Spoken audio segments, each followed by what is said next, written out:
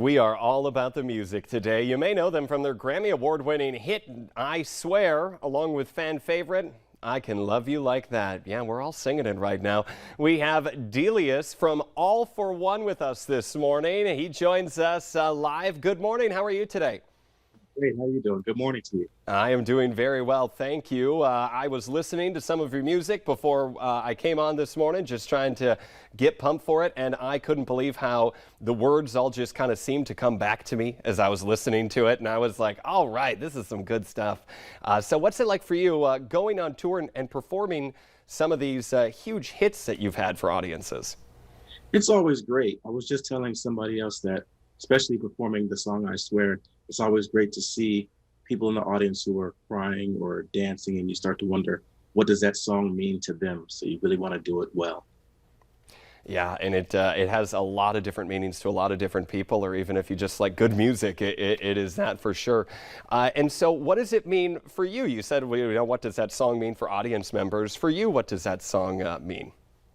For me, it's sort of a joyful memory of being kids again when we went into the studio to record it, not knowing what it was going to be. And whenever I hear it on the radio, I automatically go back to that time when we were so young in the studio recording it, unbeknownst to what was going to happen. And so what was that journey like for you, going from, you know, just artists trying to get your music out there to all of a sudden this worldwide fame? It was great. I mean, I think as a kid, it's just one of those things that you're just like excited to do. The traveling, the hard work, it seemed like nothing at the time. Now, at this age, I'm much more cranky. But the traveling and all that, I'm like, it's too much.